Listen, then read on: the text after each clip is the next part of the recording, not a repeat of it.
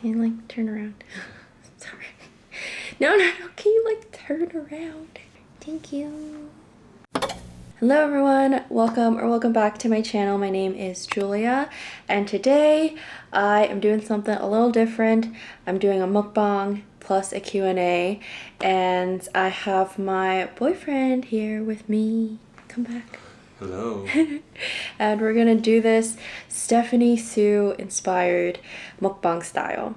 So he's gonna be here, he's gonna help me, one, eat all of this stuff, and then two, read me some of the questions that y'all submitted through my Instagram and also through my YouTube. So the menu today, we have some sashimi, tuna, yellowtail, and salmon. And here we have some rolls. We have spicy crab, spicy tuna, eel cucumber, California roll, and salmon avocado. And we have some miso soup, rice, and drink is green tea. And with the salmon. Cheers.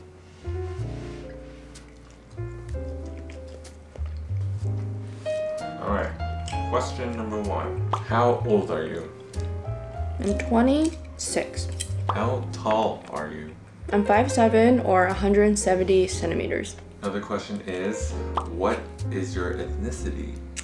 I'm half Chinese, half Vietnamese. My dad is from southern China and my mom is from Vietnam. I was also born in Vietnam. Someone asked, what is your Myers-Briggs? I fluctuate between an ENFP and an ENFJ. Some people on YouTube think that I'm an I, which means I'm introverted, but actually I'm a very, very extroverted person in real life. When there's people around me, I tend to be a little bit more bright and lively, but I guess when I film on camera, it doesn't really translate, because usually when I film, I'm by myself, and I really only get super giddy and excited and extroverted when people are around me. So sometimes when you see me interacting with like my boyfriend or with my friends or with my family, I think a little bit of that shows. But typically when I'm just at home like doing things and filming, I'm very like calm and cool and chill. But I don't know if people actually describe me as that. You're my chill? You are chill. That's it, that's all. Okay. But what? No, I mean, but when you're with people, you really give off good energy. Thanks, man. What is your horoscope? I'm a Scorpio. I don't know my rising or setting. Your sun and moon light? Yeah. Sun and moon something? Yeah, we're not really into the whole horoscope thing. I think if I have more knowledge, maybe. I also need to ask my mom when I was born. I actually don't know. And if anyone's curious, I'm Pisces. Oh, yeah.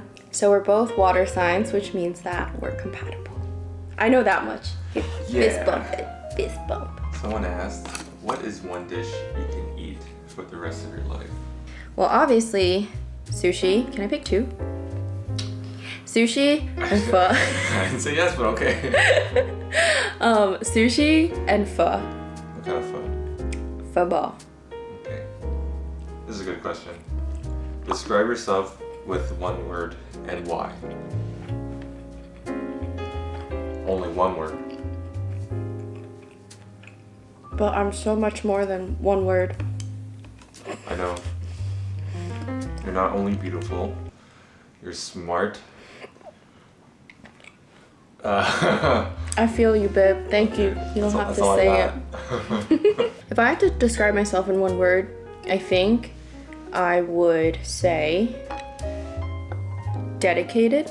I think I'm a very dedicated person. When I put my mind to something, when I connect with someone, I think I'm very dedicated to that relationship, to that person. Goes to like friendship. I think dedicated can also mean like, it's like a lot of loyalty towards people and things too. What is your favorite thing about your new apartment? Oh, I really like how there is an alcove for the bed, so it makes everything look more spacious. It feels like a one bed, but just without the wall, and I like and I dislike that. I dislike it because I would like that separation of space and the blockage of like sound between spaces, but I like how it keeps everything moving and flowing and it feels like one really large space. What are the best and worst things about living alone? Oh shit. We're keeping that. Let's start with the cons of living alone. I think the biggest con is definitely it's more expensive. You have to pay rent by yourself, pay utilities by yourself, can't split anything anymore. Maybe a con can be safety.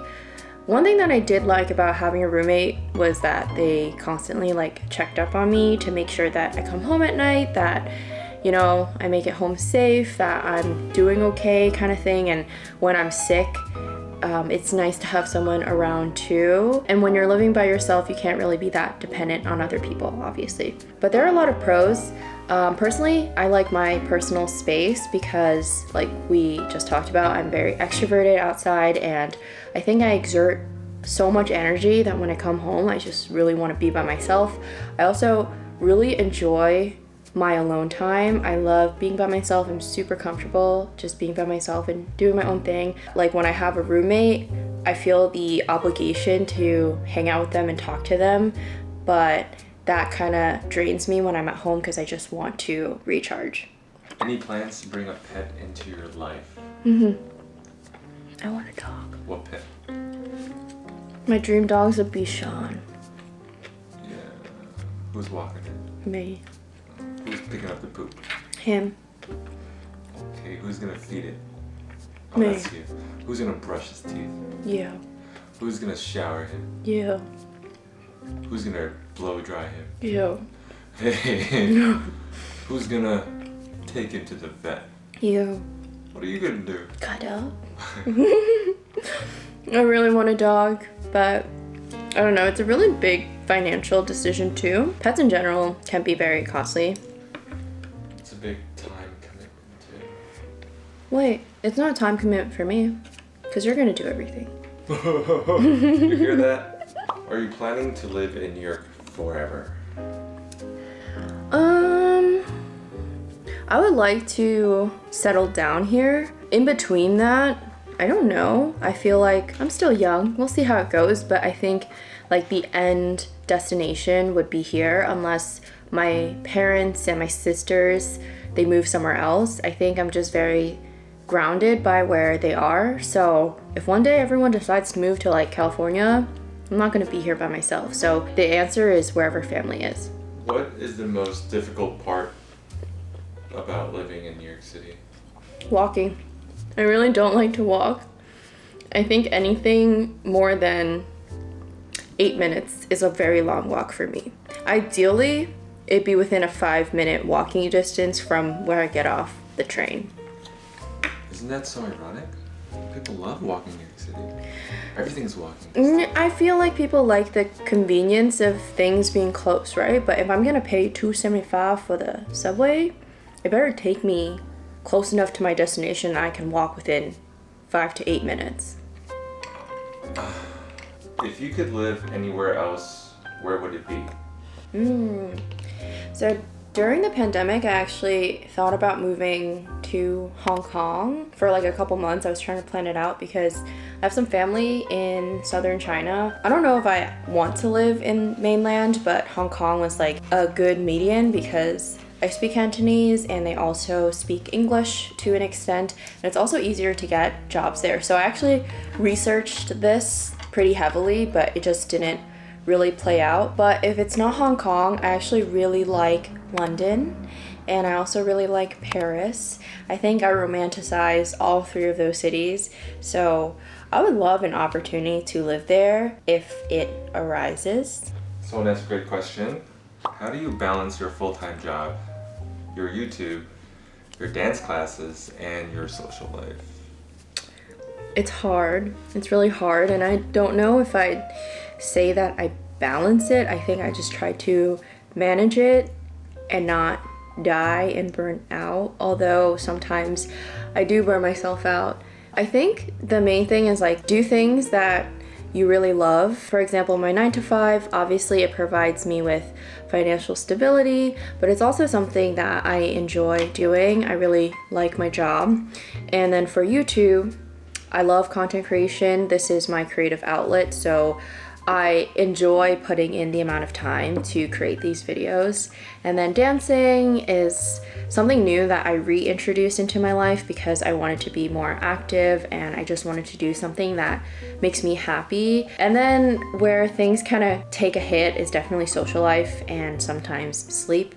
Like I have to compromise on some of those aspects. Last year was pretty rough, not gonna lie. I also think it was a little difficult for our relationship too. It always is when I get very busy or vice versa, but you have to be a little bit more mindful and intentional when it comes to like personal relationships and making sure you have like dedicated time for your friends and family and so I don't have an answer to that. I am just trying to balance it as best as I can. I'm definitely a work in progress, but I think the key is definitely just like make sure that you're putting your valuable time into something that you truly love. And I think it will be worth it and you'll feel good about it. What are your long-term career goals? I think my long-term career goal is to do my own thing. Yeah, I think that's the first time that I told the internet or putting it out there. Ever since I was young, I think I was pretty entrepreneurial. And when I got to college, I think I had the typical like CS startup dream. I think it's still very much in me. I'm very into startups and VCs and things like that. It takes up a lot of space in my mind. And I'm someone who always thinks of like, what's the next innovative tech idea kind of thing. So I want to start my own like startup thing. I don't know. It's weird for me to like put it out there because like I'm shy. But yeah, that's like my long-term goal. Gonna manifest it. My dream is to make so much money that I can create a Julia computer science building at my campus. Yeah, and have it be really nice and give it back to my community. Wait, a building of your name? Only for the CS students though. Do you ever plan on leaving your 9 to 5? I don't think I'm gonna leave my 9 to 5 for this, unless this becomes like, give me a number, 2 million subscribers. But Spotify's listening. Oh, well. I love Spotify. Spotify, I love you, but if I get 2 million subscribers, peace out. I don't think I'll leave my 9 to 5 anytime soon, unless it's to pursue my own thing. But I really like my job. I really like my company. Still love what I do. I still learn things. It's still interesting to me. Do you ever feel behind in life, especially in your 20s? And do you have any tips overcoming it? Yeah, I think it's very normal for anyone to feel this way. I personally have been dealing with it. It's been a more recent feeling. I relate to it a lot in my corporate job. I see a lot of folks who graduated the same year as me and they're like 1 or 2 levels above me at work. And sometimes I look at that and I'm like, wow, why am I not trying even harder at work? Why am I not progressing as fast as them? And one comparison is the thief of joy. So whenever you feel like you're comparing yourself to other people, you should kind of try to stop yourself. And 2, I think it's all about timing and opportunity. So just because it's not your time now doesn't mean it's not your time later, and you should run on your own timeline. There are people who become successful when they're young, and there are people who really fully bloom and become successful when they're a bit older. So your day will come. Don't feel like you're behind. If you ever do, just remember that like everyone probably feels that way too. Yeah, don't ever feel like you're not enough, because you are enough. Success is also relative. So if you think enjoying your life and being able to like go to your 9 to 5 and have value outside of that, and that makes you happy, then that is successful. Success doesn't have to be the traditional form or definition that other people define for you. Alright, we still have some sushi left over. It did some damage, but we're getting a little full. So we're gonna save this for our midnight snack. We're gonna switch to some dessert because we have separate stomachs for dessert. Cut scene. So we're back with some dessert. I love coffee and dessert together. Tastes so good. Oh, you hear the moisture? Oh my god. What? It was so moist. Mmm. The most commonly asked question out of your DMs. Why am I always blurred in your videos? Why? Tell them, Julia, why? I don't know. I feel like I am someone who gets really personally attached to people on the internet, the parasocial relationships, right? So I have cried because couples on the internet that I know broke up, and I just love them so much together, and I would not want to put anyone through that. Not that, like, I don't know, that we matter that much, but it's just more of like a privacy thing. Definitely I think I'm the one that's less comfortable, and he's very comfortable being on screen, but he's also been very supportive of what I want, and he's just been overall supportive of like being behind the scenes, helping me film and do things and talking to you guys behind the camera. Alright. How long have we been dating? How long have we been dating? I don't know, the question's for you. No, the question's for you because I know. It's exactly 1 year, 6 months, and yes, it is. It hasn't been 6 months. Babe, Yes, babe? we started on August 3rd. It's February. September, October, November, December, January, February. It's a year and a half. Yeah, so I said a year and a half. You said a year and 6 months. Babe. Wait. So in a year and a half and a year and 6 months is different? Oh, I know that. You're keeping that, right? No. You have to keep that. You have to keep that. Wow, now I feel dumb. Yeah, sometimes Julia's not that smart. Yeah. Let's try this strawberry pudding. Strawberry banana pudding. When or will you ever show your boyfriend in your vlogs? Let's see. Well, this finger's still empty, so I'll let you know when this ring comes in. Maybe that's when you guys will see him. I think there are a lot of things that can change in the future, and maybe my mentality towards this will change. Maybe our relationship will change. Not saying that's not serious, but maybe one day, like, we really feel like we want to show his face on the channel, and we will. But as of right now, for the near future, maybe within the next year, we'll keep you guessing. Oh! Stay tuned, y'all.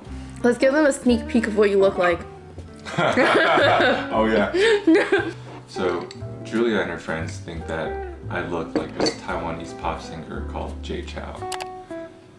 But I think I look like a mix of Jay Chou and this guy who looks like Jay Chou on the Physical 100, this Korean show on Netflix right now. Actually, I don't even know what I look like. I don't think you look like Any of them?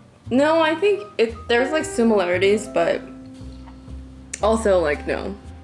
Okay, we're gonna end the video here. Are those all the questions? Okay, yeah, we're gonna end this video here. Thank you so much for watching. Thank you to everyone who submitted a question, and I just wanted to say thank you so much for supporting my channel. It's definitely come a long way, and I don't take anything for granted. I acknowledge that this channel is existent today, and I get all of these like really cool opportunities because of every single one of you who is currently watching. So I wish I could give you a hug, but virtual hugs for now. If you made it this far, I actually really would like to know why you subscribed to my channel. So if you could let me know down in the comments below what video got you watching this channel, or why you continue to watch my stuff, I think that would be very helpful feedback. Also, if there's anything that you want to see more of in the future, also please let me know.